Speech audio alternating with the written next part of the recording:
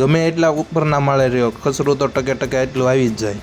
હાલો તો રોજની જેમ હવે સવાર તો પડી જ જાય છે, પણ આ તડકો હવે બાલો લાગવા મળ્યો, કેમ કે હવે શિયાળો ચાલુ થઈ ગયો. તો ગુડ મોર્નિંગ ને જય શ્રી કૃષ્ણ મિત્રો બધાને. આ બાજુ જો દેવાભાઈ મસ્ત મજા આંગળી મોઢામાં નાખીને ભૂતા છે ને આપણે છે ને ખાતે જવાનો ટાઈમ થઈ ગયો છે ને. હા, આપણે યુટ્યુબ ચેનલમાં 1500 સબસ્ક્રાઇબ થઈ ગયા છે.